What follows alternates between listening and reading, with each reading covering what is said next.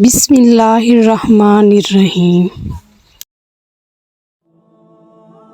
حضرت ابراہیم علیہ السلام نے اپنے باپ سے اور اپنی قوم سے فرمایا کہ تم کس چیز کی عبادت کرتے ہو؟ کیا جھوٹ موٹ کے معبودوں کو اللہ کے سوا چاہتے ہو؟ سو رب العالمین کے بارے میں تمہارا کیا خیال ہے؟ حضرت ابراہیم علیہ السلام نے ستاروں کو ایک نگاہ بھر کر دیکھا اور کہہ دیا کہ میں بیمار ہونے کو ہوں۔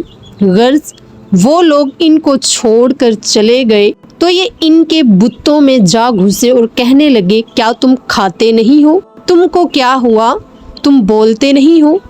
پھر ان پر قوت کے ساتھ جا پڑے اور مارنے لگے۔ وہ لوگ ان کے پاس دوڑتے ہوئے آئے۔ حضرت ابراہیم علیہ السلام نے فرمایا کیا تم ان چیزوں کو پوجتے ہو جن کو خود تراشتے ہو؟ حالانکہ تم کو اور تمہاری ان بنائی ہوئی چیزوں کو اللہ ہی نے پیدا کیا ہے۔ وہ لوگ کہنے لگے حضرت ابراہیم علیہ السلام کے لیے ایک آتش خانہ تعمیر کرو، پھر ان کو اس دہکتی آگ میں ڈال دو۔ غرض ان لوگوں نے حضرت ابراہیم علیہ السلام کے ساتھ برائی کرنا چاہی، ہم نے ان کو نیچا دکھایا۔ حضرت ابراہیم علیہ السلام کی قوم کا ہر سال ایک میلہ لگتا تھا، اس میں جمع ہوتے تھے، پھر واپس آ کر اپنے بتوں کو سجدہ کر کے اپنے گھروں کو جاتے تھے۔ جس دن حضرت ابراہیم علیہ السلام نے ان کے بت توڑے، یہ ان لوگوں کا میلے کا دن تھا۔ جب یہ لوگ میلے میں جانے کے لیے بستی سے باہر جانے لگے تو حضرت ابراہیم علیہ السلام کے والد نے کہا اے ابراہیم، تم بھی ہمارے ساتھ چل کر ہماری عید میں شریک ہو جاؤ تو مناسب ہوگا، ممکن ہے تمہیں ہمارا دین پسند آ جائے۔ حضرت ابراہیم علیہ السلام تھوڑی دور ساتھ چلے اور ستاروں پر ایک نظر ڈالی، پھر فرمایا کہ میں تو مریض ہونے والا ہوں۔ چونکہ وہ لوگ ستاروں کو مانتے تھے اس لیے ستاروں میں نظر ڈالنے کو ایک بہانہ نہ بنایا۔ وہ لوگ تو میلے میں چلے گئے اور وہاں اس خیال سے کھانا رکھ دیا واپس آنے تک یہ بت انہیں متبرک کر دیں گے، پھر اس میں سے ہم کھا لیں گے۔ حضرت ابراہیم علیہ السلام نے جب کھانا رکھا دیکھا تو بطور استہزاء و تمسخر فرمایا کیا تم کھاتے نہیں؟ وہ بت تھے، ان میں نہ روح نہ جان، بولتے کہاں سے؟ جب جواب نہ ملا تو فرمایا کہ تمہیں کیا ہوا کہ تم بولتے نہیں ہو؟ یہ بھی بطور تمسخر ہی تھا۔ اس کے بعد کلہاڑا لے کر چلانا شروع کر دیا، خوب قوت کے ساتھ کلہاڑا چلایا اور سارے بتوں کو ٹکڑے ٹکڑے کر ڈالا۔ ہاں ان میں سے سب سے بڑا بت تھا، اس کو نہیں توڑا اور اس کی گردن میں کلہاڑا لٹکا دیا۔ یہ آپ نے اس امید سے کیا کہ ممکن ہے وہ لوگ اپنے معبودوں کا عاجز ہونا دیکھ لیں تو حضرت ابراہیم علیہ السلام یعنی ان کے دین کی طرف رجوع کر لیں۔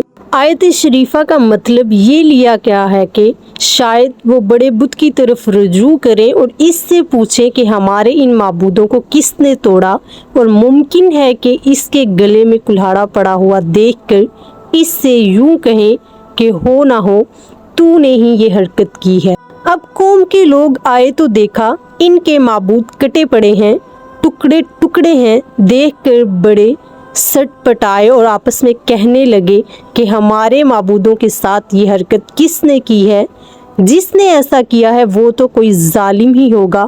پھر ان میں سے بعض بولے کہ ہاں یاد آ گیا ایک جوان جس سے ابراہیم علیہ السلام کہہ کر بلایا جاتا ہے، وہ ان کے بارے میں کچھ کہہ رہے تھے۔ اس نے یوں کہا تھا کہ میں تمہارے پیچھے ان کی گت بنا دوں گا، اندازہ ہے کہ یہ کام اسی نے کیا ہے، اور کہنے لگے کہ اچھا اسے بلاؤ۔ وہ سب لوگوں کے سامنے آئے، اگر لوگوں کے سامنے اقرار کر لیں تو گواہ بن جائیں اور اس آدمی کو بھی پہچان لیں۔ حضرت ابراہیم علیہ السلام کو بلایا گیا اور ان سے قوم کے لوگوں نے دریافت کیا کہ تم نے ہمارے معبودوں کے ساتھ یہ حرکت کی ہے۔ حضرت ابراہیم علیہ السلام نے فرمایا کہ میرا نام کیوں لگاتے ہو؟ جو ان سب سے بڑا ہے اسی نے یہ سب کارستانی کی ہے۔ اگر تمہیں میری بات کا یقین نہیں آتا تو انہی سے پوچھ لو کہ ان کے ساتھ یہ معاملہ کس نے کیا ہے، اگر وہ بولتے ہیں تو انہی سے دریافت کرنا چاہیے۔ یہ سن کر اول تو وہ لوگ سوچ میں پڑ گئے اور پھر آپس میں کہنے لگے تم ہی ظالم ہو، यानी हज़रत इब्राहीम अलैहिस्सलाम की बात सही है, इन बुतों की इबादत करना जुल्म की बात है। भला वो कैसा माबूद है जो ना बोल सकता है ना बता सकता है।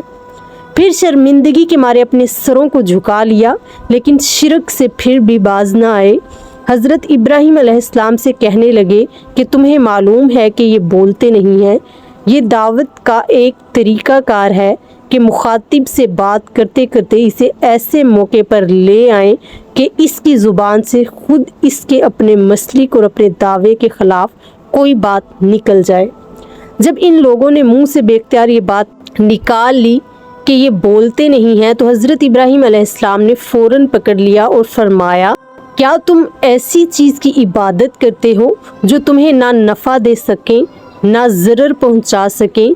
मज़ीद फरमाया, तफ है तुम पर और इन चीज़ों पर जिनकी तुम अल्लाह को छोड़कर इबादत करते हो, क्या तुम समझते नहीं हो। जब वो लोग जवाब से आजिज़ हो गए और कोई बात ना बनी तो कहने लगे, इस शख्स को जला दो और अपने माबूदों की मदद करो अगर तुम्हें कुछ करना है। ये बात भी अजीब है कि इबादत करने वाले अपने माबूदों की मदद का दम भर रहे हैं और अपने माबूदों का इंतकाम ले रहे हैं। वो कैसा माबूद है जो दूसरों की मदद का मोहताज हो, लेकिन मुशरिकीन की अक्लों पर पत्थर पड़े रहते हैं। ऐसी मोटी बात भी इनकी समझ में नहीं आती।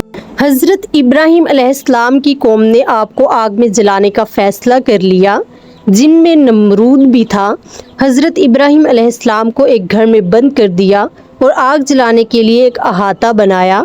फिर इसमें एक मुद्दत तक तरह तरह की लकड़ियां डालते रहे और हज़रत इब्राहीम अलैहिस्सलाम की दुश्मनी में कुछ ऐसी सूरत हाल बन गई कि जो शख्स मरीज़ हो जाता या नज़र मान लेता था कि मैं अच्छा हो जाऊंगा, हज़रत इब्राहीम अलैहिस्सलाम को जलाने के लिए लकड़ियां जमा करूंगा। औरतें अपने महबूब चीज़ों के हसूल के लिए यूँ नज़र मानती थी कि मेरा फ़लाँ काम हो गया तो आतिश इब्राहीम में लकड़ियाँ डालूंगी। लोग लकड़ियाँ ख़रीद कर इसमें डालते थे। हद ये है कि जो कोई औरत चरखा काटती थी वो भी इसकी आमदनी से लकड़ियाँ ख़रीद कर आतिश इब्राहीम अलैहिस्सलाम में डाल देती थी। ये लोग 1 माह तक लकड़ियाँ जमा करते रहे। इसके बाद हर जानिब आग लगा दी।